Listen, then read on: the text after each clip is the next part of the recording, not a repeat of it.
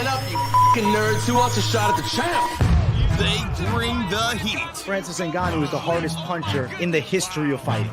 They bring the knowledge. If you think this fight is going 5 rounds, you are out of your mind. They bring you the picks. The dog is getting it done in this one. We deliver every single week. We're bringing the heat, ladies and gentlemen. The money line. Don't miss it on the MMA Experts channel each week.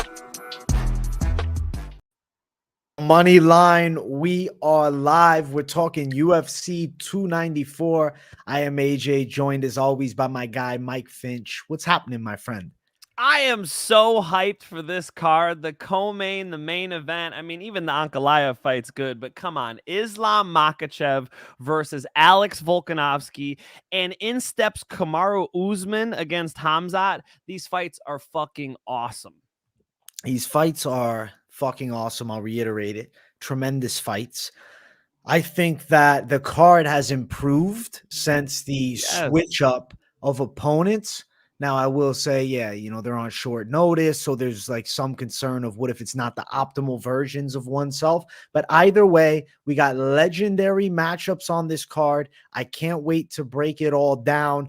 Mike, I do want to chat about last week a little bit, which was an absolutely fucking insane card. The results were all over the place for me. Picks wise, I got fucked up, Mike Finch. I got front kicked in the face, kicked while I was down. I got jumped 2 weeks in a row, for Christ's sake. And this time it's the UFC.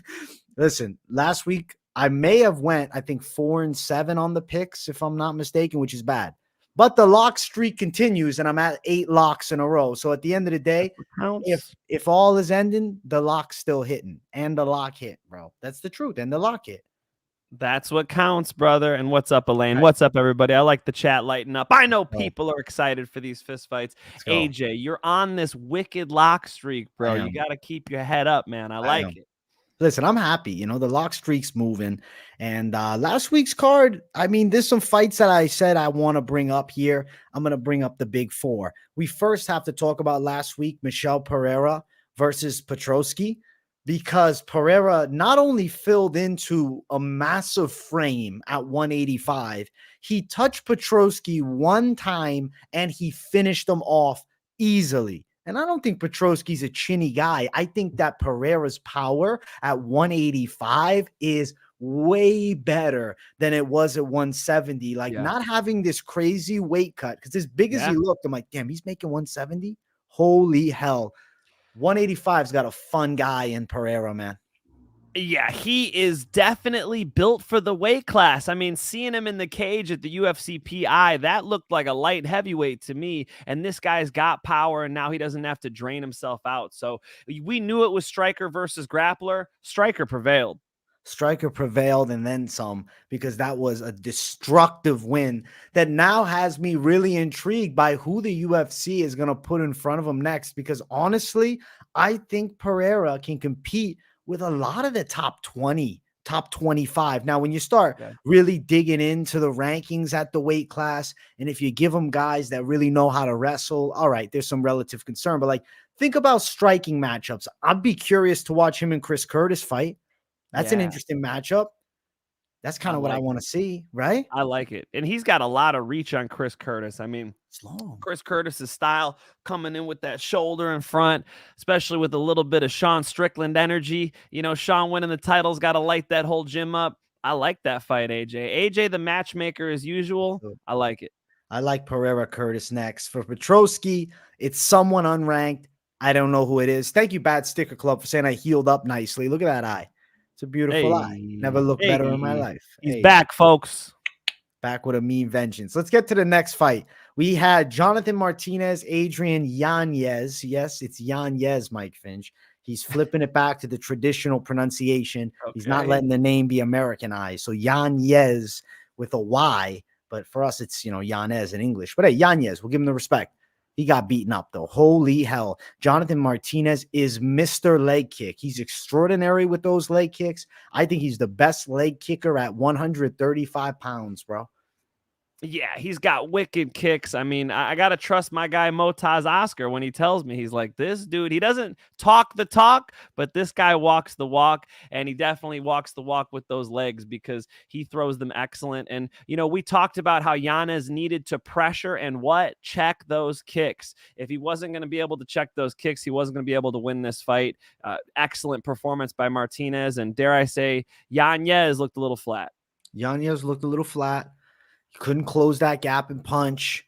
And I think Martinez was just too versatile of a striker because he could also box too and was working good straight shots. And after the fight, Martinez did something that nobody's doing. He called out Merab Dvalishvili. Now, I don't think he's not going to give him that much of a jump in the ranks, but the fact that he's willing to take that fight, it deserves respect. He's looking to fight the best guys in the world. I'm going to give him a different offer. I'm going to offer him this fight. Let's do Martinez versus Pedro Munoz. Let's give Chris Gutierrez's boy a shot to get a little vengeance. You know what I'm saying?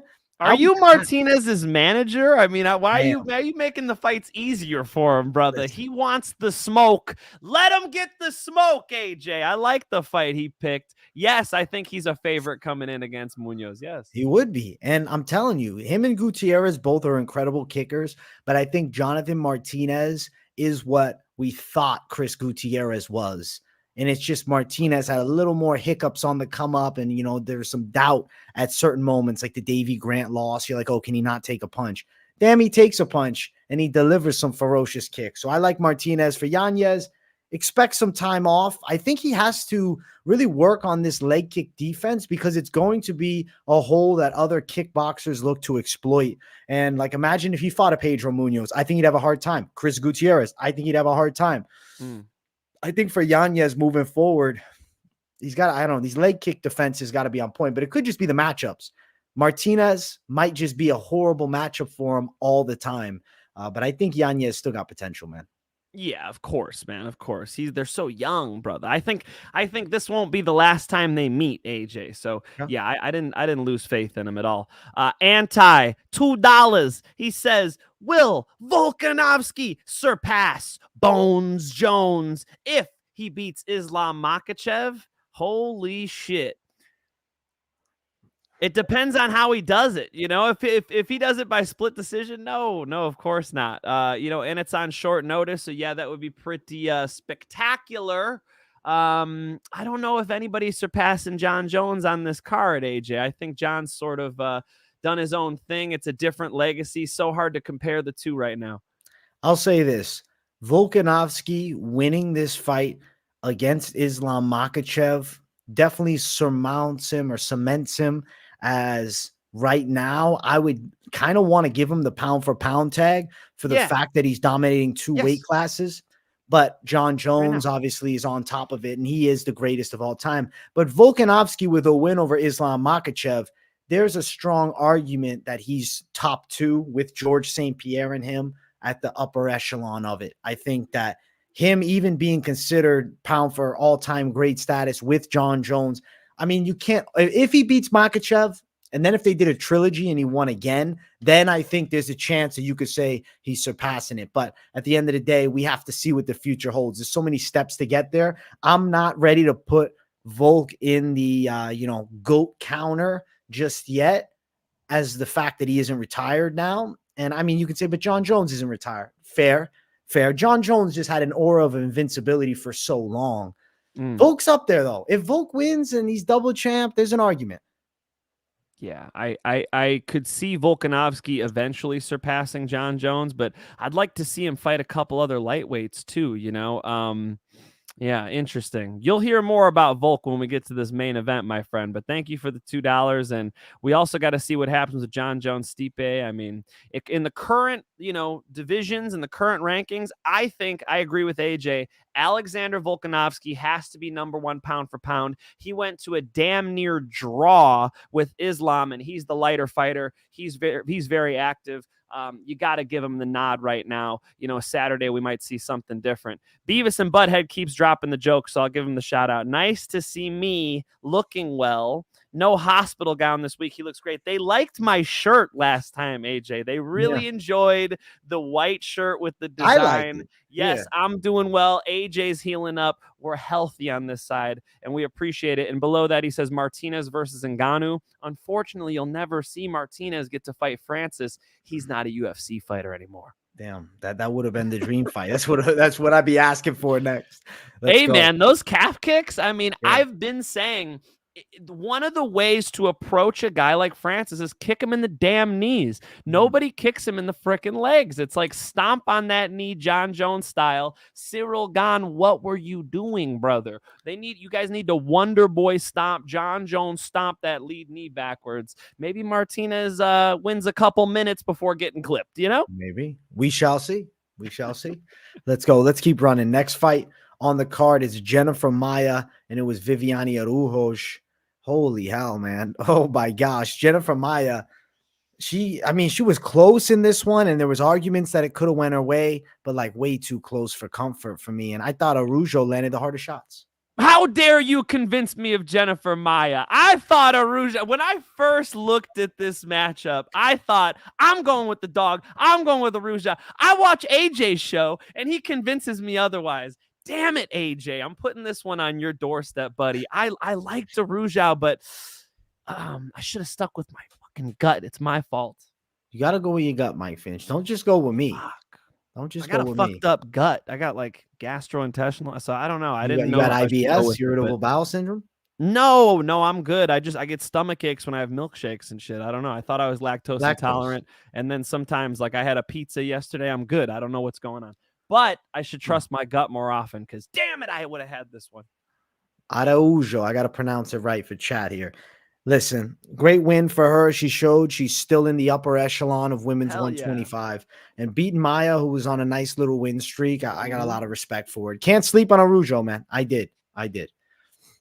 Wake up, AJ. Holy shit, this main event. Holy shit, this main event. So I had picked Edson Barbosa. I'm watching the first round like, son of a bitch. I'm like, man, I should have known Yusuf with the freaking pressure. He's going to come forward and fight him just like Giga Chikadze did. Giga Chikadze came in there like he stole something from him. He came in there angry. And Yusuf did the same thing. But Barbosa is a vet. He weathered the storm. And you know what? I got to criticize Yusuf because nobody else will. He let him off the hook at the end of that first round. He probably could have finished that fight. But I think he decided, you know what? I'm getting a little tired. I'm going to let him off the hook. I'm going to save some of my energy as a 5-round fight. Turned out, AJ, to be the wrong decision. I think he could have got that referee to step in there in the end of that first. I think he could have, and he let him off the hook because Edson Barbosa is a damn veteran. And as Yusuf got a little tired, he started letting Edson press him backwards. That was the beginning of the end. Don't let Edson Barbosa start coming downhill. He'll keep on attacking you until he wins the fight. Bro, let me tell you this much, man. Edson Barbosa is tough as fuck, and the dude doesn't give up on himself because I'm watching that first round, and I'm like, yo, Yusuf was the lock. Holy shit, he put it on Barbosa. I was like, his hands are immaculate. We're looking at a future title challenger. He might be the most athletic dude in the division. Sure enough, Barbosa survives off pure will and grit. And then we're getting into the second round, and I'm like, all right, that was close. I kind of felt like Barbosa got the second. I'm like, all right, but Yusuf's good. And then it was a shutout from there. And then Edson Barbosa had his way, and he landed good shots, rocking Yusuf with the freaking wheel kick. So I look at it, and I'm like, damn.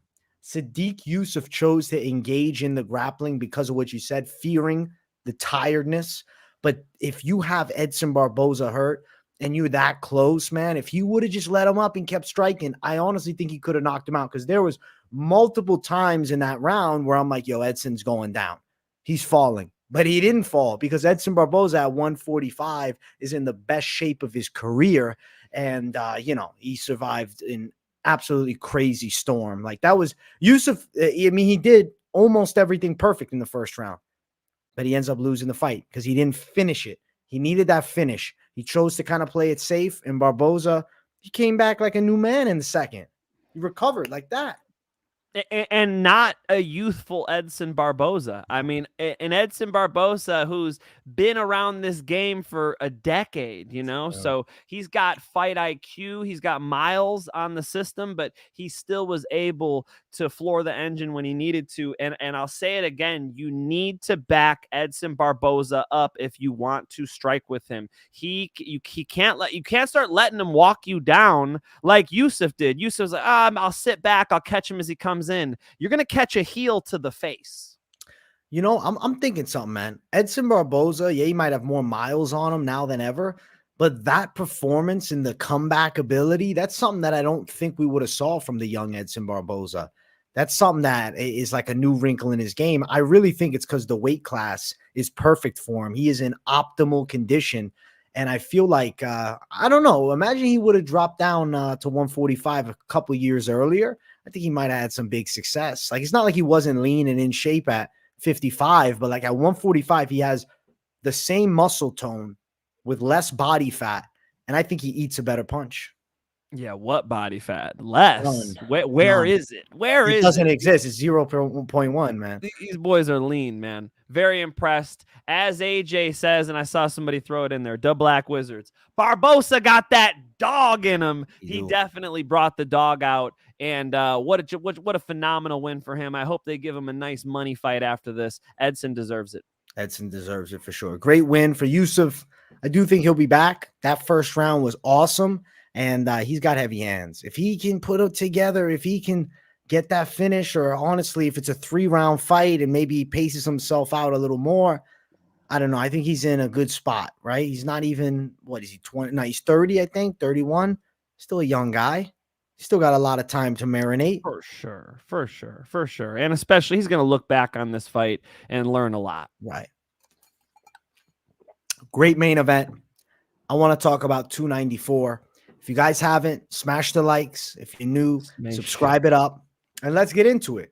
First fight of the night. It's Bruno Silva versus Sharapudin Magomedov, who's one of the scariest guys on the roster. So I'm just going to pick Sharapudin Magomedov because he's terrifying. And that's about it. Now, I honestly think that he's got the kickboxing skill set to do a lot of damage at 185. And Bruno Silva, he's hot and cold. Certain matchups, he goes out there and he has a great performance, like with Brad Tavares. Before that, he's losing to Gerald Mearshart. Last fight, he got beaten up by Brendan Allen. I think Sharapudin Magomedov is going to be able to outstrike him, hurt him on the feet, and knock him out. And I don't think that Silva offers a real grappling threat in this matchup. I feel like Magomedov, I mean, at the end of the day, the Dagestani blood, regardless of the base of his game, not necessarily being known for wrestling, he's got wrestling. Yeah, for sure. And his striking is so good, man. He breaks clinches decently, and man, can he just start firing right off of a clinch. He can knock you out with anything. I mean, Magomedov's got a lead hook knockout. He's got a lead hook kick knockout. He's got a knee to the face knockout. I mean, he's got weapons on weapons that he brings into the fight. Bruno Silva's a tough test, though, AJ. I mean, I'm not like running to the box office to go bet on this thing. I was in Vegas last week. I could have thrown something down if I wanted to, but I don't. I kind of think Bruno Silva's a test. So we'll see. I know you like Magomedov a lot. I do too, but I like to wait to see that UFC success, that first UFC success. And Bruno Silva's no gimme fight. This is not an easy fight for him to win. I like the location of the fight for Magomedov, and I do think that Bruno Silva will fight his style of fight. So I've got to go Magomedov. But, I think people underestimate GM3. I think people underestimate Bruno Silva a little bit now, So, people are like, that's an embarrassing loss to GM3. I mean, Bruno Silva is a good striker. He's very competent. He looks much more fit than he ever has before in his last couple fights. He's all in. And, Bruno Silva is not going to be a pushover. That being said, I think he fights Magomedov's fight. I think the best thing you could do is be a full, complete MMA fighter against Magomedov. You don't just want to stand in front of him and kickbox him. Bruno Silva will probably make that mistake. Give me Magomedov and potentially a KO. I like KO, man. He seems like he's got the finishing capabilities. As far as this odds for the lineup, minus 245, Sharapudin Magomedov, plus 210 for Bruno Silva. Magomedov by KO, only plus 100. So they're expecting a knockout. The under 1.5 is at plus 110. This fight could go under. Yeah. I could see a finish in this one. Hell yeah. Yeah. Minus 245, though, favorite in his debut. I got a good feeling about this dude. He's terrifying, 11-0. He seems to got the makings of somebody to keep an eye on. And I think he's going to get it done. I'm going Magomedov, man. I'm going with the villain.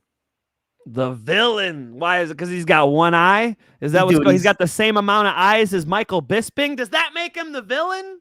I'll tell you why he's a villain, man. You start looking up shit online about this guy. He's an intense motherfucker. That's what I'll tell you. Yeah. Okay. I've pretty much only watched him fight. I haven't heard him speak. So that's interesting. Okay. He's intense. No, he seems like a normal guy. You hear him speak. There's some stories like stepping on the opponent after knocking him out, getting tapped in jits and kicking him. The street fight he got into where he stomped the guy's head in and shit like that. So he's a monster in and out. I saw that headline on YouTube. I did not click the bait, but missed out. What video? What did it say? AJ did. And tell us about the street fight, AJ. Dude, I had a whole video some months back that got a little bit of traction, like 14,000 views about him in that street fight. Okay. Shit. So AJ really knows about this shit. He's intense, bro. All right. He's intense. He's the villain. The UFC is going to like it. Fuck it. I mean, we're both on him. So if you're that confident, respect. Are you placing a bet on this one? You don't have to tell me. I'm not opposed as of yet. I have not. How about that? Got you. Yeah. Because I've already placed a couple bets on this card. I'm kind of hyped for this card. I know you are. Okay. We should all be hyped for this card. I think this card is going to fucking deliver, my man. Let's go. Let's go. Goku says I'm also a one-eyed fighter. That's funny as fuck. Let's go. Next fight. Helps to have both eyes when you get in a fist fight. That being said, Michael Bisping won the world title with one eyeball. Pretty impressive. So it can be done. Can be done. Victoria Dudakova versus Jinh Frey. Jinh Frey all day. She's going to flex on her. She's in her prime at 38. How do you not like Jinh Frey in this fight, AJ? It's more for the fact that if Dudakova has any bit of potential in the, grappling base that we're expecting, the pressure wrestling attack, I think she should put Frey on her backside and control her a bit.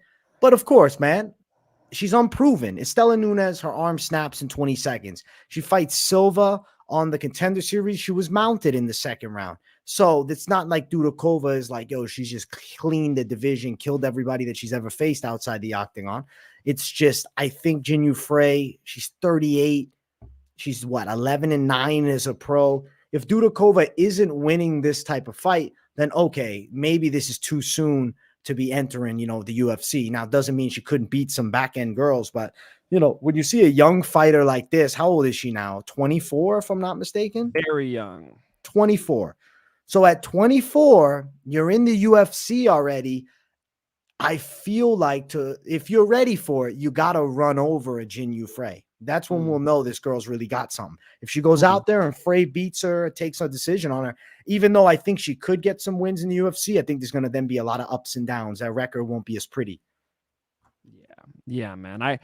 I'm joking around, folks. I'm going Dudakova as well with AJ. I think Dudakova could definitely dominate this fight. Jinh Frey is very strong, but she's not the bigger woman in this fight. She's at a slight reach disadvantage. And, I do think at 38, she's going to be limiting how much better she's getting as to where this kid, Victoria Dudakova, is on the rise. I think the UFC put this together thinking Dudakova. So I'm going to go Dudakova.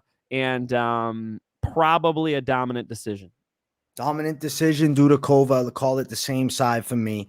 As far as the odds, Mike Finch, guess what the odds are? Have you looked at the odds? No. Victoria Dudakova is a plus 430 underdog. I'm fucking kidding. Stop. I didn't even buy it, bro. You're not pulling this shit on me. I didn't even buy it. She is a minus 605 favorite. Frey's in the plus 400 range as a dog. Dudakova her line for this fight is astronomically wide for somebody that at the end of the day has not proven herself, not only at a high level, but not necessarily, even at a, any lower tier level. Like, obviously, yeah, she's beating some okay chicks, but like, come on. This tag here, Jinh Frey can still fight. If Jinh Frey had one arm, I'm looking at minus 605. But I could see this being a 29-28 decision. Right. Yeah, what does Frey do? Box with her? Muay Thai style boxing, little front Muay kick. Thai? But she's probably going to be on her back. But she is strong, though. And yeah, I mean, her and Frey's been in Demopoulos some was close ones, man. Her and Vanessa Yeah. Demopoulos was like an even fight. I mean, Huh. she's been in some close ones. People do sleep on her a little bit. I'm like joking around in the beginning, but no, she's gonna be game. It won't be like a complete domination, but no, I think Dudakova gets these rounds. She gets these takedowns, and she does fine on the feet too. AJ. All right, so we're both on Dudakova. Minus 110, Dudakova by decision. I like it. Hey, Beavis and Butthead with a pretty good joke there. I don't even know if I'll repeat it, but I thought that was. What about you? Funny. Would you do Dudakova? Dudakova. That's pretty funny. Should I take the bait on John Jones cellmate? Should I ignore that one, AJ? If you want to answer, you already brought pull it it up if you want to. They always try to do this to me. So you guys try to get me to fight people, and then people can hate. How about me and Devin Haney fight John Jones cellmate? How about that? Me and Devin Haney. Devin Haney, pro boxer, probably never wrestled or grappled in his life, right, know. AJ? I don't know. With Terrence Crawford, me, I know, dude.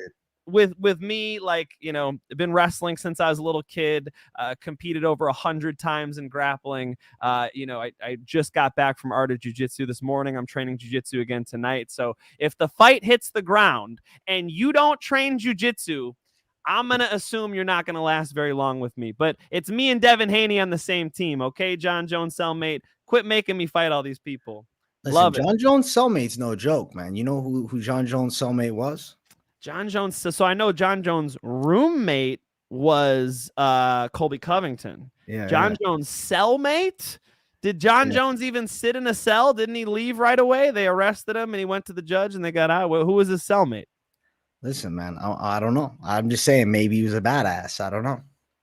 Okay, so you don't know who it is. Okay. No. We don't even know. It's a picture of John Jones, but we're not fighting John Jones. It's John Jones' cellmate. So again, me and Devin Haney are the favorites. That's fair. Listen, Dudakova to win here, and then John Jones cellmate. Good question. Looks like you're in for a real scrap, my man. Let's keep running up. Next fight on the card, we got Mohammad Naimov versus Nathaniel Wood. Brother, I'm sitting on this fight, and I'm picking Wood. I'll tell the pick out the gate. The people know if you watched yesterday's video. But it's not like I don't think Naimov has the power to knock his lights out.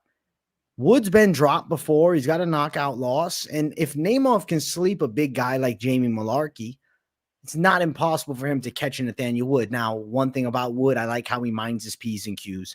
Pretty defensively sound, rips legs pretty well, a well-rounded guy with a ton of experience. I'm picking Nathaniel Wood to get it on the judges' scorecards. I think he wins this fight. But Naimov has a puncher's chance. Yeah, and maybe more so. The thing about Nathaniel Wood, AJ, is he crosses his T's and he dots his I's, man. He's not in there banging, brawling, doing anything stupid. He's hands up, chin tucked, very technical. So, for Naimov to knock him out, it's kind of a tall task. I like the win over Jamie Malarkey, big deal. He's on a nice little streak here, but I got to go with Nathaniel Wood, too. Definitely enemy territory. I'd want to know little shit before I bet on this one. By the way, I haven't bet on this one. But I'd want to know little shit like, when did Nathaniel Wood get to Abu Dhabi? How long has he been there? Is he acclimated? The things like jet lag and little shit like that come into play. And when you're betting against some of these people who are from this part of the world. So I got to go Nathaniel Wood. I think he's better technically. I think he's a better technical kickboxer. I don't expect him to get tired if he's gone out there, a couple weeks early. But like beating Andre Fili is not that impressive to me. The Charles Jourdain win's nice, but it's probably a good fight. I think it's a good fight too. The odds are wide. The odds tell a different story. Minus 335 for Wood with Naimov at really plus 275. Yeah. Wow. I wouldn't didn't know really that. touch the props here. If I'm throwing down, it's a parlay piece of money line with Wood. Right. Yeah, I think Wood's technical enough to not get knocked out. I already did throw a parlay up, and this wasn't in it. Let's go. Wood for the win for us both. We'll recognize Naimov as a dangerous opponent. Next fight on the card, we have the Indian Savage Anshul Jubli versus Mike Breeden. This is a matchup that I think Jubli is being set up to showcase in front of the fans, man. I think Jubli can beat up Breeden on the ground. I think he could even hurt him on the feet. Mike Breeden is 0-3 in the UFC. 2 of those losses are a knockout in about a minute, granted. One of them is to Terrence McKinney. The other one's Alexander Hernandez. And he went the distance with Natan Levy. Levy's not a great finisher, but he did control Breeden a bit, controlled the pace, could take him down. I think Jubli's going to run him over. I think Jubli's getting a TKO on the ground here of Mike Breeden, Mike. Notice how you said on the ground, though, because Jubli's a little stiff on the feet. I mean, it's not beautiful. And Breeden bangs, bro. Say what you want about Breeden. He might be 0-3 in the UFC, but my man throws lunch boxes, okay? He throws shit from grandma's house.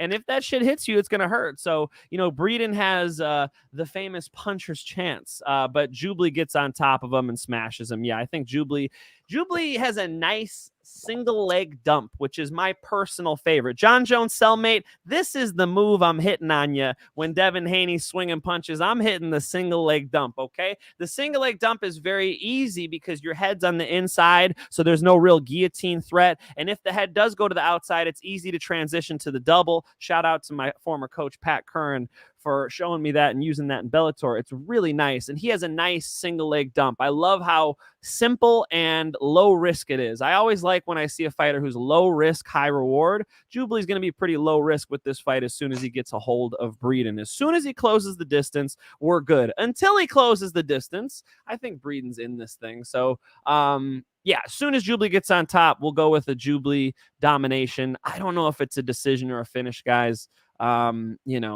Personally, no bet. So for me, I'm thinking Jubli has a real good chance of getting it done with ground and pound, or even potentially a rear naked choke or arm triangle. But the odds for it, money line, are a bit wide. Jubli's minus 355 as the favorite here. He opened up at minus 900, bro. What? Yeah. What? Yeah. Not worth it, folks. Plus Jubli looks like one of those mannequins out of the store when he's striking. He's so stiff. He doesn't flow with the shots, man. Somebody's gonna catch this dude. You think that it's Breeden? I mean, I'm not gonna bet on it, AJ. I'm not gonna bet that it's Breeden. I'm not gonna tell you freaking degenerates who watch our show to go bet on Breeden. That would not be good advice. Ante up 21. Thank you for the $2, bro. We appreciate you. Appreciate you, man. I like the fencing. I just saw in Huntington Beach they got try some fencing classes. I'm like, dude, I'm such a Star Wars fan. I think I want to pop. I gotta learn how to do it, man. I've been studying hand to hand my whole life, but fencing, it's interesting. So I like the picture. Thank you for the $2. Let's go, Mike Finch. Mike the Fencer Finch. I mean, come on, man. Who wants the smoke? All right. I bet Devin Haney doesn't want to fence with me, motherfuckers. All right, we're both going Jubli here. He's a damn wide favorite. I mean, the prop for knockouts plus 250. The prop for sub is plus 400. Both are possible, but it also wouldn't be impossible that Jubli gets a hard-fought, grind-heavy decision. So, at the end of the day, Jubli to win, the official call. Let's keep running. Sedriques Dumas versus Abu Azaitar. Mike Finch. Abu Azaitar is back, baby. And I think he's going Dumas, man. Azaitar has fought twice in 5 years. He's not active at all. And he's been pulling out of a lot of fights. And when you look at the last fight against Marc-Andre Barriault, he's shown some ring rust. And now he has another long layoff. Sedriques Dumas, say what you want about the skill set. The dude, at the end of the day, is a long striker that's pretty decent. And he can grapple too. He's not a one-trick pony. He beat up Cody Brundage last time out. I just don't believe in Azaitar's game. I think that Sedriques Dumas is going to take him out, man. Now, he could hurt him with the hands and knock him out, but I could see a gassed Azaitar getting strangled by the tall and lanky Dumas. Yeah, a lot of you guys always like Dumas. I'm always skeptical of him, but here's a moment. Here's a moment where I'm going to pick Dumas. I always got to give myself the pat on the back for picking Josh Fremd over Dumas, because I heard a lot of bullshit off of that pick, and sure enough, it came through. But Dumas is getting better, and AJ's got a point. Azaitar's got dust. I mean, he's been on the shelf so long. There is a layer of dust.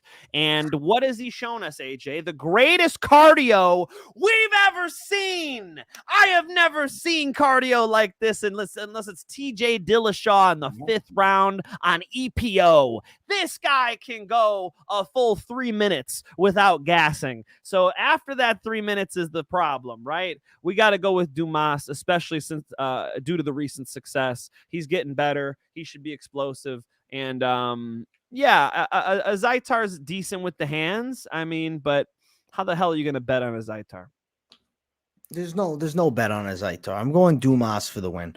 Now, he's a favorite here, which is interesting. He's a minus 208 favorite, and then Azaitar's a plus 178 dog. Dumas should beat him, though. Do we go over 1.5 at minus 175? There's a good chance of that. Azaitar fatigues in the 2nd round. Dumas by sub plus 375. Yeah, we're picking Sedriques Dumas for sure. Azaitar he doesn't have the gas. I don't think he has the crisp boxing technique. And I think that we know who's winning it. It's Dumas for the W. I think Azaitar could box AJ, but maybe it's not crispy. AJ likes crispy boxing. It's like soft boxing, I guess. It's not crispy. Look, Azaitar is going to gas. That's his problem. I think Dumas is a finisher. He'll look for the early finish, more likely to get it in the 2nd or 3rd when Azaitar is gassed. So let's go Dumas with a late TKO. I like it. Mike Finch and I both going Dumas for the finish. Let's keep running. Next fight is Javid Basharat versus Victor Henry. I like this fight a lot, man. I think Javid Basharat is going to style on Victor Henry. His kickboxing game and pacing, range control is great. And he also is good on the ground, man. Trains at Extreme Couture. I think that's a big feather in the cap, because obviously they got some savages out of there now with Sean Strickland becoming champ. And then you look at just his overall game and his brothers too. They're so well-rounded. And I feel like Victor Henry is going to struggle with that well-roundedness. I'm going Basharat decision win, man. He plays it on the safer side. Not saying that he's a boring fighter by any means, but he's not going to rush and, blast out looking for a finish. He'll be calculated, and I think he can beat Henry over the course of 3 rounds pretty cleanly. Yeah, Basharat's really upped his training partners. I mean, I've seen pictures of Patchy mixing them, training with them. I mean, Basharat's the man. I'm a big fan, and Henry's not bad. Henry's competent, but you got to go Basharat. He's a confident pick for me, man. He might get a finish. He might not. I think it's an interesting piece for a parlay. Give me Basharat all day. Basharat all day long. As far as the odds, Mike Finch. Minus 572 for Javid Basharat. Victor Henry, a plus 422 underdog. Ouch. Ouch. That's why I'm saying it's, if you want the Bosch, you gotta parlay it. Bosch is a parlay piece at fucking 572. You better have a few. Better have multiple Basharats in there. Hey, you're talking to the almost parlay king, okay? I had a little 8 streak in a row. I had 9 out of 10 parlays. So you're talking to the guy who puts the 2 and the 3 together, and I'm telling you, that might be worth a stab. At least anyway, I'm stabbing it. So I like Basharat, and I've already bet on him in a parlay. Basharat, Mike Finch saying he's already in the parlay. Little wide of a favorite, but I do think he's getting it done. Let's keep running. Next fight on the card. This is a fun matchup right here between the very tough Trevor Peek and Mohammad Yahya. Listen, Mike, I'm picking Trevor Peek to win because I think he can land looping punches on Yahya. I feel like the best way to beat someone like Yahya, who's a upright, more technical style kickboxer, is by putting the pace on him, throwing hammers. In Trevor Peek's game, like you said, he's a street fighter, and he fucking swings bombs from the moment the fight begins. He lost to Shepe Mariscal, but it's not like he was giving up at any moments of those in that fight. And Shepe Mariscal had the ultimate X factor there. He was able to control where the fight is taking place. He had the wrestling threat the whole time. I don't think Yahya is going to have an easy time putting Trevor Peek on his back. Now, the way Trevor Peek fights, putting himself out of position, going some crazy shit at times, definitely could get him put on his back. But I also think he can explode back up. I'm picking Peek knockout, Finch. Damn, knockout too. Yeah, give me Yahya, but I don't love this fight, man. I feel like these guys are going to be competitive. They'll probably drop each other, bro. Yeah, Peek does not have the well-roundedness I'd like to see, and Chepe beat him in a dogfight. I don't know how deep his game is, so I'm a little skeptical of Peek still. Yahya, good kickboxing. If he gets on top, he wins rounds. I think Yahya could get a decision here. I don't know though. I mean, if you like Peek knockout, it's all good, but admit you're not betting on this one. Trevor Peek by knockout, and especially that he's the favorite. He's you ain't betting 136. Nah. Yahya plus 116. Nah. I'd be chilling on the sidelines. Peek by KO is plus 110. It's not that good either. I think he can put the hands on him and knock him out. I like the overhand shot. I think it's gonna land for him. But Trevor Peek is a wild child, man. He is wild. I think he probably wins the first round, loses 2 and 3. Give me Yahya on the scorecards. Fair. Mike Finch and I. This is the first disagreement of the night, right? The first, but it won't be the last. Let's go. Let's go. Let's go. Let's keep running. Next fight on the card, we got Muhammad Mokaev versus Tim Elliott. I'm picking Muhammad Mokaev to win. I think he can beat the OG, which is, a pretty badass accolade. You beat Tim Elliott, you're now in the upper echelon of 125 pounds. This right here is what I'll say the turning point fight for Mokaev, because Tim Elliott is like the Lord gatekeeper. He really does stop guys from entering those rankings. And if you can beat a savvy vet like Tim Elliott, I think you have a bright future. When you look at Tim Elliott's past few losses, you're going to see names of top-ranked flyweights. Name one: Matthias Nicolau, Brandon Royval, Askar Askarov, Davison Figueiredo. Those are his last 4 losses. And at the end of the day, 4-1 in his last 5, and he's on a 2-fight winning streak. It's not like this is a give-me fight for Muhammad Mokaev. Mokaev has never lost as a pro nor an amateur. And I do believe that the guy has an extraordinary skill set, and I think that he can pull this off on the cards. He'll beat the veteran savvy Elliott in a hard fight. Mohammad Mokaev got knee barred like one of the worst I've ever seen. Doesn't tap, and then reportedly has had issues with it. So, when you see the lines this wide, I'm not touching it. Like, I didn't put Mohammad Mokaev in my parlay because, first of all, the bookies love him, and secondly, I don't know if he's coming in injured. I don't know what's going on. I want to see him kind of shake off those cobwebs a little bit because I don't know. It looked like serious damage could have been done in the octagon on that knee, So we'll see how he's moving. I don't know. I like Tim Elliott too. I think he pushes a hard pace. He's going to be there for 3 rounds. He's a veteran. He's the type of guy where if he does land a solid freaking low kick like Liz Carmouche just did to Elimele McFarlane and hurts Muhammad Mokaev, I'm not saying Mokaev's going nowhere. He's tough as nails. But Tim Elliott's the type of guy who can capitalize on that shit, man. He's a veteran, and it's a crazy tag, though. Consider me out. Obviously, you got to think Muhammad Mokaev hits double leg takedowns, gets to half guard, and dominates this fight. But I don't like the tag. Odds for it: minus 450 Mokaev. Elliott is plus 350. Mokaev to win how? Decisions making sense to me is plus 115. If he subbed up Tim Elliott, that would be huge. It's only plus 165 for sub, though. That's not crazy. Yeah, Muhammad Mokaev sub's not crazy at all. You know he's trying to hit those takedowns quick, too. Oh, yeah. Listen, I think that Mokaev is going to be able to put Tim Elliott on his back, but it'd be a difficult fight for sure.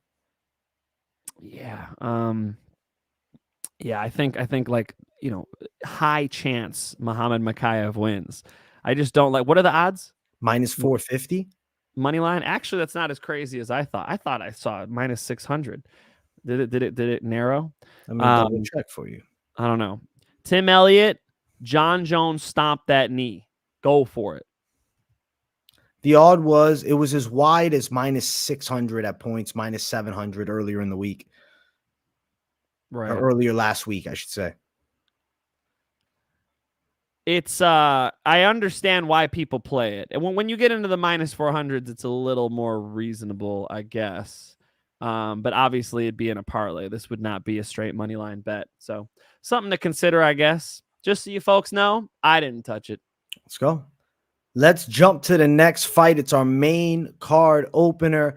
We got Saeed Nurmagomedov versus Muin Gafarov. And guys, if you enjoy the content, smash that like button. And if you're new to the channel, subscribe. We got Moneyline every single Monday, and I'm dropping content every day of the week. So you don't want to miss anything here on the channel. Mike, I'm picking Saeed Nurmagomedov. I think his loss to Jonathan Martinez aged like fine wine, because looking at it, I mean, he had decent moments in that fight. He ate some big leg kicks. Gafarov, to me, is taking a massive step up in competition here. I mean, Gafarov last time out, he comes into the UFC, takes a fight against John Castaneda, who's good, but I don't think he's Saeed Nurmagomedov level by any means. And then his other loss on Contender Series was Chad Henniger, who gave him a difficult out. This, to me, is a really hard fight. Now, not the biggest name he's ever fought, though, because there's also a decision loss to John Lineker from Muin Gafarov. The difference is John Lineker is not going to offer the same threat with the legs and the submissions here. I think Nurmagomedov could sub Gafarov.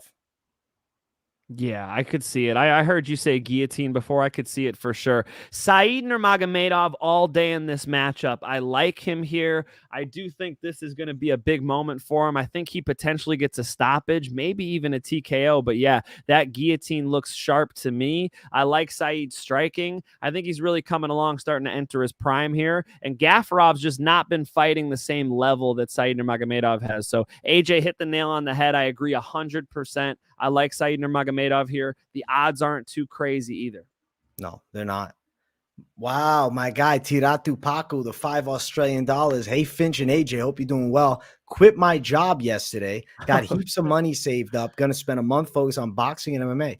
Tiratu, that's pretty awesome, man. I'm happy that you saved up nicely for that. I remember last episode, we were talking about you having to go into work, and you were on the way to work, I think, because it was a late night show. And, you know, obviously over in your time zone, you were working. Look at you now, calling it a little break, a little early retirement, maybe, my guy. That's dope. Hey, awesome, Paco. We appreciate the $5. Look, most people overestimate what they can do in 1 year and underestimate what they can do in 10. Stay focused on those 10-year goals. You know, whatever little jobs got going on, little things here and there, those will always be there. But focus on your 10-year goals. If you're heading towards that North Star, that big dream that you've got, power to you, my friend. All the best. Thank you.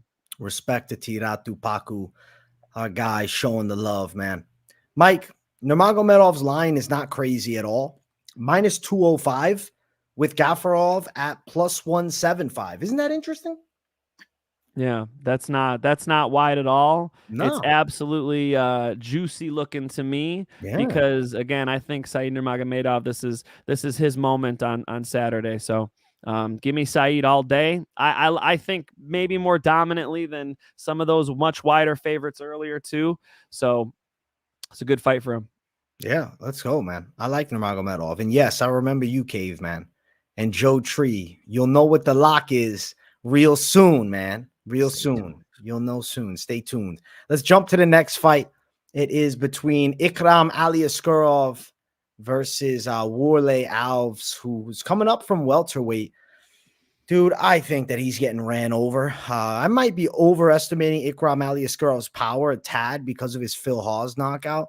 But taking on a former welterweight who was chinned before, granted it was against a big puncher in Jeremiah Wells, I think Ikram can knock him out on the feet, but I also think he could beat him up on the ground. I think Aliskerov gets a pretty clean win in this matchup. I really don't think it's that close. Kind of comical in my mind. I'm like, man, it's almost like a great value Hamzat Chimaev Gilbert Burns. He did him like that. Great value. I think he's better than great value. He is. No, Aliskerov's a fucking problem, dude. Yeah. He ain't no great value. I mean, we'll give him a little more. We'll give him signature select. All right. We'll give him that level. I'm just joking. No, I think Aliskerov all day. I do think he does it with the grappling, though. If you look at that Phil Hawes win, he was missing big, too. Like, he's available on the feet to be punched back in the face as well. It was a beautiful one, too, that put out Phil Hawes. That was nasty. He's long with it, too. So, that arm just keeps extending at you. You're like, is it done? Is it done? Boom. Then it lands on you. So Aliskerov is a problem too, but on the ground is where I think he dominates this fight. I think he gets a hold of him, drags him down to the mat, fucks him up from there. Aliskerov finishes him with like a face smash. Face smash? Smash this guy, where you go right over the jaw, folks. A lot of people, even I believe it was Dominic Cruz. Now, forgive me if I'm wrong about that one, but I'm often irked by some of the commentary. Love the UFC commentary, by the way. Love the UFC. I'm just saying that sometimes they'll say some shit where I'm like, oh my God, the classic one, obviously. She can't lift her from here. Rose Namajunas gets lifted up in the air and spiked on her head and gets knocked out. That's the best one from Dominic Cruz. But he said this one, right, where he was saying, you can't choke somebody if it's over their jaw. It's not true. You absolutely can strangle somebody. The jaw disconnects right here. So Aliskerov wraps that forearm, that primary arm, around the face of Alves. He could slam the jaw into the neck, and you can get a blood choke from that. So it's not just pain these guys are tapping to. They're going to be unconscious, even if it's not under the chin. That's the type of grappling power advantage I think he'll have. I agree. I think Aliskerov is a monster. At minus 600, holy shit, he's a wide favorite. But granted, he was supposed to be fighting Nasruddin Imavov, which was pretty serious competition jump. That's a tough test. Plus 425 for Warley Alves. He deserves to be a big underdog. I really don't think he has much of a chance. The under 1.5 is minus 165. Aliskerov by KO is plus 125. Submission is plus 195. I think he could get a knockout, but I definitely think he could get a sub too. I think Aliskerov is going to whoop his ass. I think it's a domination, folks. You might look at it. Odds are wide, but sometimes you put a couple of those together, you're going to get a win, and we always like a little bit of money. So, don't go dog hunting on this card. I think this card's got some nice favorites for you. Let's go. Aliskerov to get it done. Let's keep running. Next fight is our featured bout of the night. It's Magomed Ankalaev versus Johnny Walker. Mike Finch, I think Magomed Ankalaev gets a clean, unanimous decision. And I love Johnny Walker. And I would be very happy to see him land the freakish shot and get a knockout and then have him up for the title. Because can you imagine Johnny Walker versus Alex Pereira or Johnny Walker versus Yuri Prochazka? They could be absolutely epic fights. But I don't think he can beat a technician like Ankalaev. Southpaw too, that can kickbox well. His hands are solid. He's strong on the ground.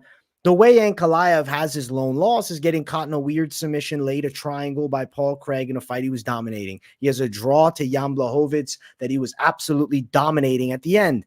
I think Johnny Walker is in trouble. He doesn't have the technical tool set for Ankalaev. Now, it doesn't mean he couldn't pull off a crazy knockout. And I'd be jumping up and down if it happened because I really am a Johnny Walker fan. But regardless of that fact, I don't think Ankalaev in a parlay is a bad idea at all. I really think he's got so many weapons, so technically sound. And I think that it's just a matter of time before he does fight for the belt again. I'm a little skeptical of the amount of weapons he's got. I think Johnny Walker could knock him the fuck out on the feet. I think Ankalaev should be very safe in this fight, AJ. I don't think he should strike with him. I think he should get a hold of him. He should drag him onto the ground, and that's how Ankalaev dominates him on the ground, right? And yes, AJ missed the K in Ankalaev. Get off his case. My man AJ's working hard over here. Look at how much content he puts out. He misses the occasional K. Shit. All right? You know who it is. He put a picture of him up in case you don't remember. All right. Ankalaev should hit these takedowns. As long as he hits the takedowns, I'm good with it. I think he dominates this fight, AJ. Ankalaev all day, but he needs to be in the top position. Don't be slanging and banging with a Walker. What do you mean a lot of weapons? I hope not. I hope he fights conservative as Mike Pence. Conservative as Mike Pence. That's funny as fuck. I'd like to see that too. the Ankalaev side. That's the new name for him. It's Ankalaev.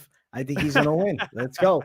Ali Point VTV. Thank you for the dono. Drop a dono from Mean Duo, Iron Knee, AJ, and Mr. Finch. Hey, let's go, baby. Much love, Ali Point VTV. Be like Ali and drop the $2 like he says. My guy. Thank you, bro. Thank you.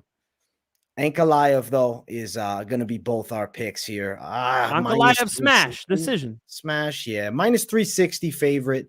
Walker's a plus 285 dog. Listen, if I was chasing the hype and the underdog, I want to pick Johnny Walker to fly and knee him in the face. But, like, really, though, I think Ankalaev beats him. Like, I still am like, I know Johnny Walker's gotten better, but I still am haunted by the Krylov loss. That comes to my mind. Jamal Hill knocking him out. Like, there's ways to beat Johnny Walker. We've seen it before. Yeah, but to give Johnny Walker his proper credit, he is dangerous and awkward. Like, you can't just hang on to a single leg. He'll start elbowing you in the ear. I mean, you cannot just hang out with him standing in front of him. He'll put something together. Like, he is a dangerous guy, and Ankalaev needs to put his shoulders and his hips on the mat. If he puts him flat on the mat, you took a very dangerous person who throws limbs at crazy angles with a lot of kinetic energy, and you're going to make a lion a house cat. And I think that's the skill set he has. He's capable of doing it. It's more than likely that he does it. But, you know, there's a risk here that Johnny Walker elbows him in the side of the head. So, you know, I see people who want to do bigger parlays and they're throwing this one in there. For me, this one was, you know, it's somewhere between a 60 and an 80% chance Ankalaev wins. I am reserving, you know, a space where Johnny Walker could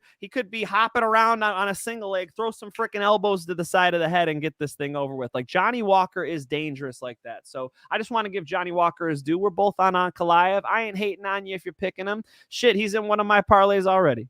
Let's go. Ankalaev for the win for both of us here. Let's keep running up, Mike Finch. Next fight on the card, we got Kamaru Usman versus Khamzat Chimaev. I am picking Khamzat Chimaev, bro. This is written down in stone, the tombstones of yesteryear, written down, you know, about somebody named Khamzat coming through. They didn't specify the last name, but I think that him beating Kamaru Usman is going to happen for sure. Since Khamzat came in, I felt like he was destined to be the man to dethrone Kamaru Usman. Obviously, Usman has 2 losses to Leon Edwards. Now Khamzat Chimaev is a middleweight, and Usman's coming in on short notice. I think Khamzat is the guy to beat him, bro. I do think he wins this fight. I think he's putting Usman on his back, and I think when Khamzat does that, he can deliver a lot of damage. Now, I'm not telling you chase the prop bets. I could see a submission. I could see ground and pound, but there's damn real chance that this thing is 3 hard rounds. I am so surprised that Kamaru Usman took this fight. I mean, on a few days' notice, Kamaru Usman comes in here. You know, we've known about the knee injuries and how he can't even run on hard surfaces, right? He does like swimming and stuff to do his cardio.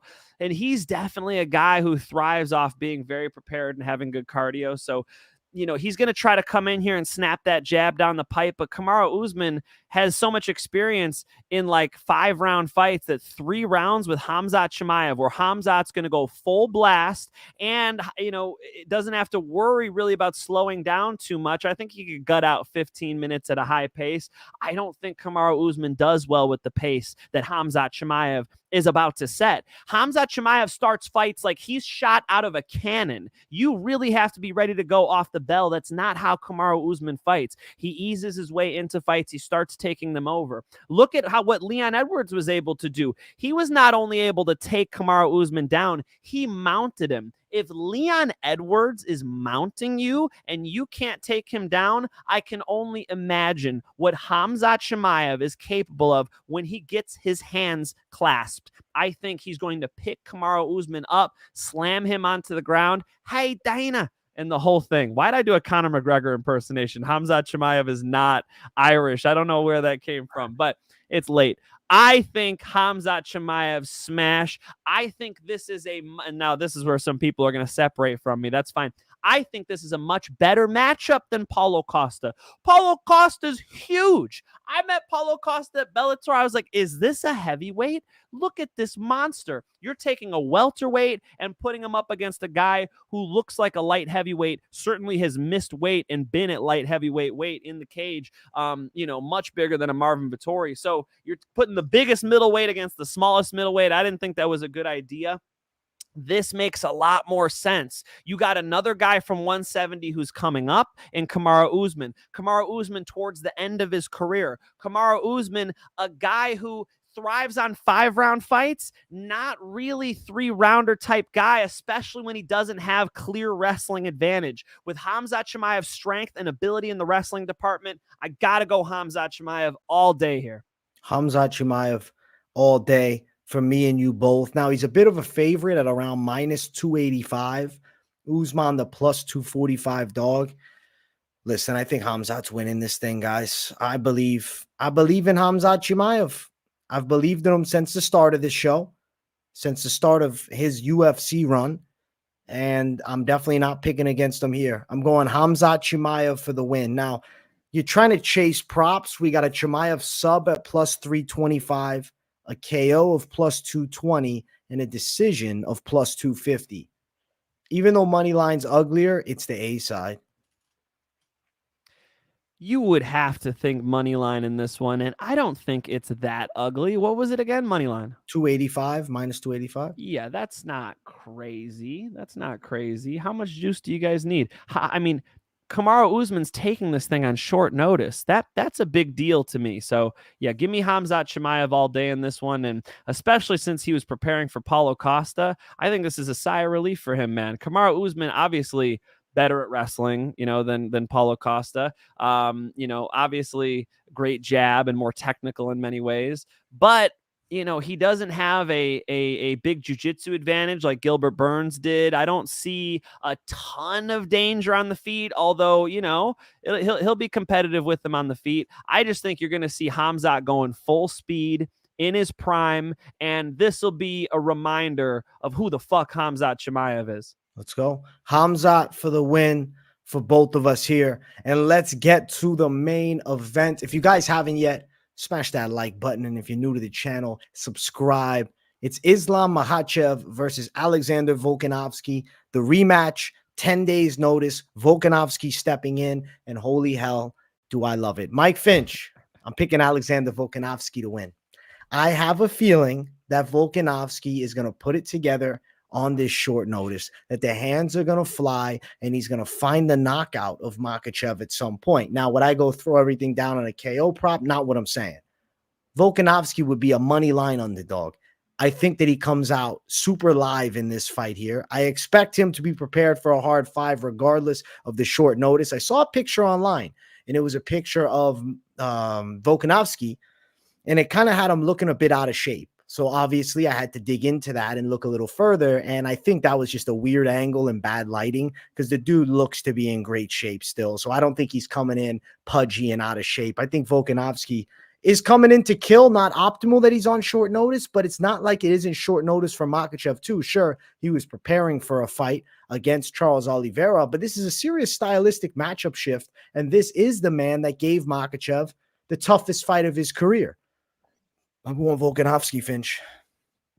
Volkanovski, the cardio machine. He said himself he's off the couch. He said himself he's been on holiday. You know what that means, folks? That's a vacation for us here in the States. He's been drinking. He's admitted he's been drinking. All right? Islam Makhachev's Muslim. He doesn't even drink. I think that Volkanovski's greatest weapon against Islam Makhachev is the fact that it doesn't matter how many times Islam shoots. It didn't matter how many times Islam threw punches. Volkanovski does not get tired. He's going to be harder in the 5th round to beat than he was in the 1st round. You can't say that in this fight. I think you took away the best aspects of Volkanovski that he brings in against an Islam Makhachev, and you threw him away by taking it on short notice. 10 days notice, he's going to have jet lag. I got to talk to the GOAT, Khabib Nurmagomedov, before Islam Makhachev fought Charles Oliveira. And the one thing that Khabib talked about with me was the fact that Charles Oliveira was not coming out until 2 weeks before the fight, and that Islam had been in Abu Dhabi for over a month.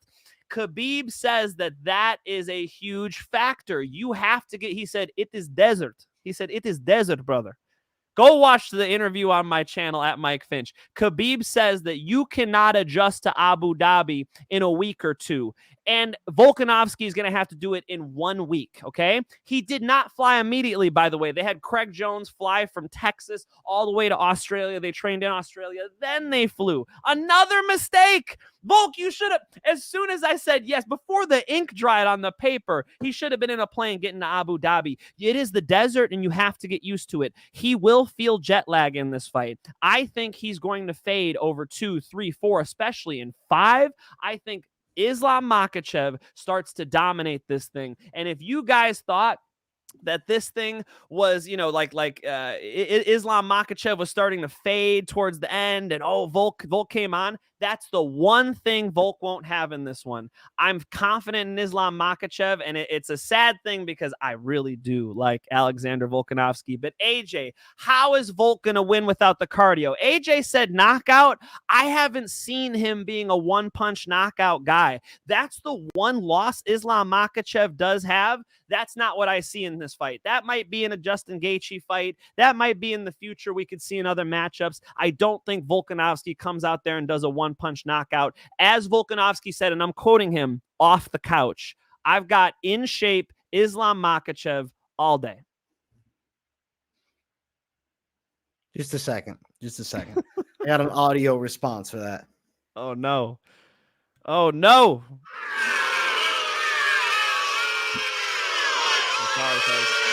I'm sorry. Calm down. I'm sorry to be the bearer of bad news, but he himself said he's off the couch.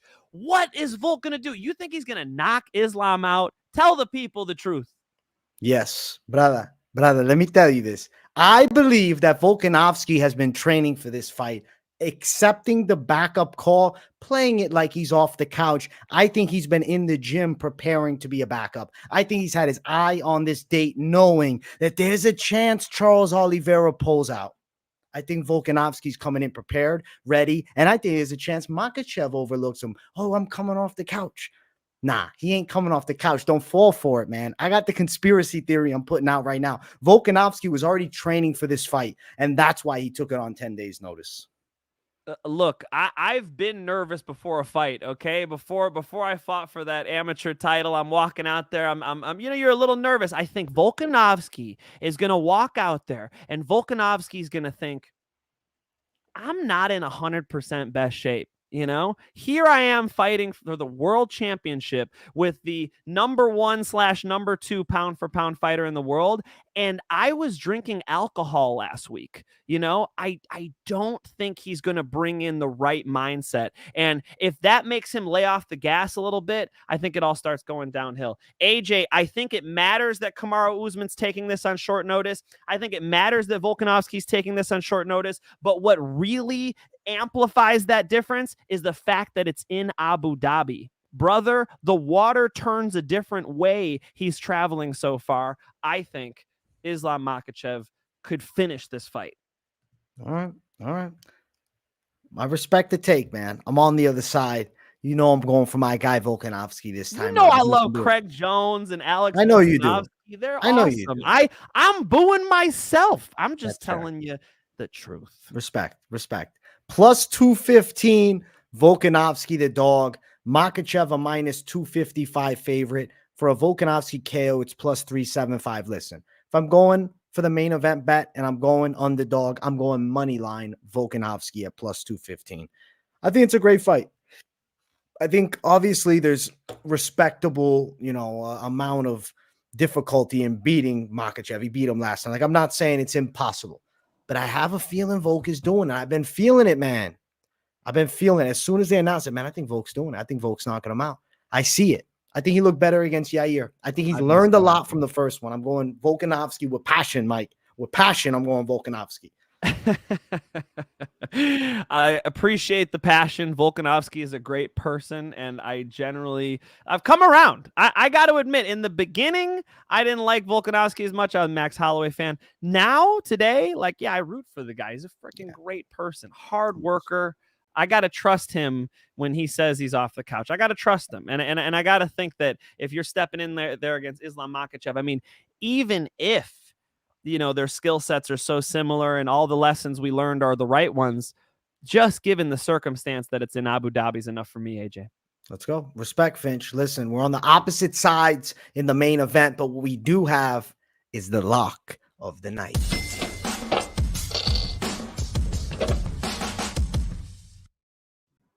Lock of the night for UFC 294. Yours truly riding an 8-lock streak, looking to make it 9 this week. Mike Finch, I'm going to jump it out. I'm going Khamzat Chimaev. Is anybody surprised? You can shit on me. The line is too wide, this, and that. I'm picking Khamzat, and he's going to win. That's it. Khamzat's my dog. Khamzat's my guy. And when you got him at less than 3-1, if I'm not locking him, I'm doing myself a disservice. Khamzat Chimaev, he's going to beat short notice Usman. I like Khamzat Chimaev as well. Folks, the same shit applies with Kamaru Usman. A cardio fighter taking it in Abu Dhabi on short notice. No bueno. I do not like that for these short notice guys. I'm against both of them. And I'm going to lock Saeed Nurmagomedov. The odds are a little better. I know it's a favorite still, but pretty much the favorites are the ones I like on betting on this card. And I do think if you put a couple of these favorites together, you might do well as well. So some of my friends who are professional bettors, what they'll do is they'll throw a lock or two out and then they'll put a parlay together. That might be the way to go. So one nice straight money line might be Saeed Nurmagomedov as a 2-1 favorite. I like it, Mike. Listen, I think we got great locks this week, and I'm excited to piece them all together with the parlays. All the competition that try to compete, stand back, watch the bomb drop. Parlay time. Open up your wallets and let's bet on some fist fights. Mike Finch, the parlay king, yours truly is in the house. Mike, drop the heat. Tell me who you got. I've got the full camp parlay. We're going against AJ and putting Islam Makhachev right at the top of the bill because Islam Makhachev has been in Abu Dhabi. He's been ready for the desert heat. And the gentleman, the absolute gangster, the guy with the biggest balls in the business, Alex Volkanovski, is not going to like that desert heat. He's never fought in Abu Dhabi. He doesn't know. And I do like Craig Jones in the whole game as well. But if you just money line that and you put that together with Khamzat Chimaev, who I think will have a career-defining performance against the former welterweight champ. Many consider him the best welterweight ever. That's George St. Pierre. Don't kid yourselves. But Khamzat Chimaev is going to get the biggest win of his career by far, in my humble opinion. So put the big name, full camp guys together against the short notice guys. I got to go Khamzat. I got to go Islam. -125 for the Finchman's parlay. For me, obviously, you guys know I don't have Islam Makhachev in my lineup. I got Ikram Aliskerov, and I have Saeed Nurmagomedov. I really like these two together at -120. Now, if you wanted to add the lock, which is Khamzat Chimaev, now you got Mike and I's lock and Ikram Aliskerov. We'll assume Mike agrees. High confidence pick. You got around +150 for the trifecta. I like it, folks. Dude, I think these are some good ones. I gotta tell the folks when I'm serious about a card. I am pretty serious about this one. I'm putting some capital behind this one. Some cards you bet less, some cards you bet more. Hey, folks, some cards you don't bet at all. Make sure you guys are being responsible out there, okay? I like this card. I like betting on this card, and I'm putting some money down. Let's go, Finch, man. I respect it. Listen, guys, we got a pretty amazing card in store for Saturday, I'll say. 10 a.m. Eastern time. Mike Finch, I know he's going to be waking up bright and early with his cup of joe. Eyes are going to be a little crusty, and he's going to be sitting in front of the TV watching the prelims, man. 7 a.m. your time. I like it. You know, I like to jump into the chat. Now, anybody who knows me knows I'm not a morning guy. This might get me up. Hey, listen, it has to. I'll be up 10 a.m. Eastern time doing the fight companion. And, I guess 10 a.m. Eastern time is like a decent start. If it's 7 a.m., that's rough. I've gotten up real early for some of the cards. I remember, when we were in Asia for the Zombies card. Right. And holy hell, that was an early morning, man. Right. Yeah, good point. Yeah, man, you're doing the whole cards live, though. I mean, I'm sitting on my couch with my cat, AJ's live with you guys. It's a whole different level of energy he's got to bring. So I'll be there in my pajamas watching, buddy. I'm so excited for this card. I know you guys are as well. Bet responsibly. Make sure you're doing the research yourselves. We're just giving you our opinions, folks. But I think AJ's got the channel right. We really do live and breathe this shit, and I like betting on this card. So we'll see how it goes. I lost a little bit on Grant Dawson. I got to make that money back. I think Saturday's the day, and I'm very excited to see some of the best fighters in the world go at it, because that's what you'll get. You're getting some of the most talented athletes in the world. I mean, Islam versus Volk, you cannot miss shit like this if you're a real fight fan. No, you can't. Funny, Beavis and Butthead says, AG, you still going out burgling the night before. LOL. The joke is that I look like Joe Pesci in Home Alone. What's funny, though, is today a girl I'm friends with at the gym, she says to me, when I had my hat off, she said, you look like Marv from Home Alone with your hair sticking up like that. I was like, damn, son. I mean, granted, I'm spoiling what's under the hat. Maybe it's bald. Maybe it's just one piece. But that was funny, man. Yeah, and you know what? I missed your comment earlier, Beavis and Butthead. He was asking about blood chokes versus air chokes. There's a freeway of blood right here. That's how you get a blood choke. Air choke, you got to hit that windpipe. And Caveman 1997, respect Mike Finch. My cat loves the UFC. He never watches Sterling's fights. That's pretty funny. Thank you, buddy. Yeah, go with cat UFC fans. I mean, my cat Lola, she usually falls asleep, but I can't really blame her, I mean, at least she's hanging out with me. Let's go. Simone Lange. Shit starts at 2 a.m. here, 5 a.m. main card in Australia. That's real dedication, Simone Lange. I hope you're staying up watching that, man. I know he's on Volkanovski. Let's go. How do you not? Who wants to miss this? I mean, if in the case I miss fights like this, I don't go on the internet. I'm my airplane mode on, because AJ's probably going to text me, holy shit, did you see that?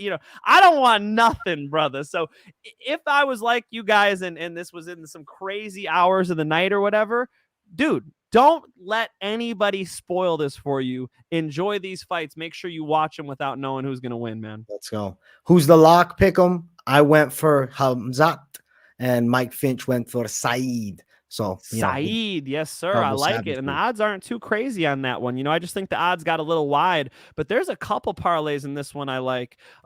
So yeah, I think I've made them clear though for you guys. Lane, she's been commenting all day, and I feel like we've been ignoring you. So I really appreciate that, Lane. Thank you for always chiming in. Great picks with us on most. We appreciate it. You're ignoring her, Mike? Mike, you're the chat guy. You staring at the chat. I'm the chat. Okay.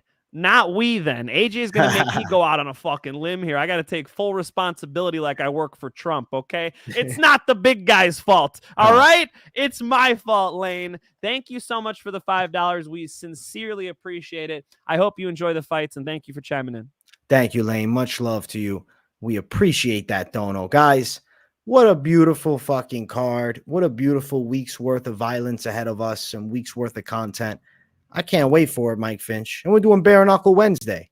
Last one, Beavis. Guys, what do you think about a UFC event at the Sphere? Dude, I just got to go see the Sphere because I was in Las Vegas last week. So my wife's like, can we drive next to it? Of course I did. I took the whip right next to it. Man, it is cool. So not only I'm interested in the UFC event at the Sphere, I'm going. I want to go. I want to check it out. So Tim Dillon can make fun of it all he wants. I think the Sphere was pretty damn cool. They had it, of course, when we first saw it, AJ, it was the Earth, and it's like moving. It's amazing, man. It was beautiful. But when you get closer, you could see the pixels. It might not be the right word, but you could see the individual.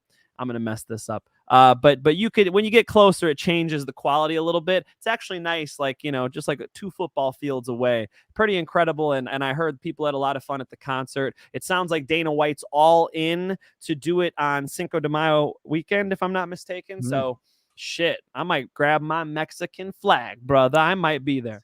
That would be sick if they showed the fights on the Sphere. I mean, the opportunities are endless. You know what was on the Sphere? Huh. Was an advertisement with Francis Ngannou and Tyson Fury, and they Holy were like shit. revolving on the Sphere. Yeah, it was cool, man. I That's mean, the sick. Sphere is actually lit. Next, not this coming week, but the week afterwards is the Francis Ngannou Tyson Fury fight, man. Ah, that's right. That's Yeah, right. that's an off week next from the weekend? UFC. That's what, Saturday the 28th. Wow, dude. Hey, that Tommy, we didn't even talk about the bum fights. You want to do it really quick? Real quick. We'll do it. AJ's like, I'm tired, bro. It's late over here. No, Okay, it's fine. so It's quick. fine. Dylan Dennis didn't throw any punches until after the fight. LOL. Yep. Ariel Helwani's like, he's definitely trying to tire him out. No, he just sucks at boxing, Ariel. I mean, did anybody think the reason why Logan Paul chose Dylan Dennis is because he can't box? Dylan Dennis can't box. Everybody knew this. And I don't know if you guys saw Alex Pereira put out a video of him sparring with Dylan Dennis. It's just Alex like punching him and moving around. Dylan really lacks accuracy really bad. Like accuracy so bad, the one-eyed fighter in the beginning of this card is going to be much cleaner with the shots. I think that Dylan Dennis's accuracy is horrific. AJ, your quick thoughts on that fight? Yeah, it was pretty bad, dude. I mean, this is what you get with influencer boxing a lot of the time is really big hype and really shit fights. That's why normally professionals are the ones that, are in main events, right? Top tier athletes, the best guys in the world. I see a lot of people, commenting negative, boxing's a joke, this and that. But later that night, I watched some legitimate high level boxing, and it's definitely not a joke of a game, a joke of a sport, whatever you want to call it. At the highest level. But when you see things like that, a boxing match between two guys that skill sets are not all that good is going to look kind of clumsy. I mean, those guys, there's a reason amateur boxing fights, especially in the novice level, are 3 2-minute rounds. And then as you get into open, you can go to 3 3-minute rounds because you realistically, bring professional style fight of 6 rounds or 8 rounds to guys with novice level skill sets. It's going to look awkward. I think it'd be better off that fight 3 3-minute rounds. They just go to war from the start. 100%. Yeah, that's what I mean. And it was Dylan's first boxing match. So It looked like it, man. And then we'll go on quickly to the next one. Wow, was KSI versus Tommy Fury a lot closer than I thought. Yeah. I mean, Tommy Fury kind of had a little bit of trouble with the karate stance. It's like this bounce thing he's got going on. Pop, pop. He comes in with a 1-2, but he wanted to clinch a lot. He stopped fighting. I do think Tommy Fury won that fight, but he just struggled. And you heard his dad say it's an awkward style. And even his crazy dad said, hey, I wouldn't have mind if KSI got that decision. That's interesting for him to say, because I would have mind. I thought that Tommy Fury definitely won that fight, but KSI looked good early. And when he's got his speed and explosiveness, like AJ says, 2-3 rounds, he looked pretty good. I like the bounce in and out. Kind of reminded me of MVP, if I'm being honest. He kind of looked like he was doing an MVP impersonation. As the fight wore on, you saw who the better boxer was. Yeah, I just think that Tommy Fury is not really that good. Right. Like, the truth is he doesn't have a ton of pro fights, and the fights that he has, he's never looking impressive. Never. No, he's not an impressive fighter.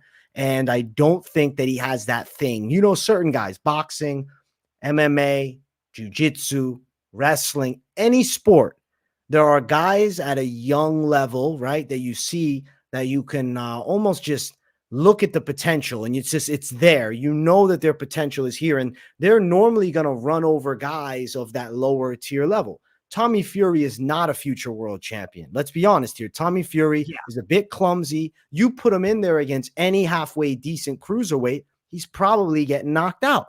He's a decent boxer that comes from a great family name, but in real truth of the matter, he's more amateur. He's more, mid-tier. I don't think that Tommy Fury is able to take on any top 20 professional. I don't know. I'll be honest. I don't think he's winning a British world title. You give him somebody at 200 pounds, British guy for a British title there, I think he loses. I think there's a chance a journeyman knocks him out.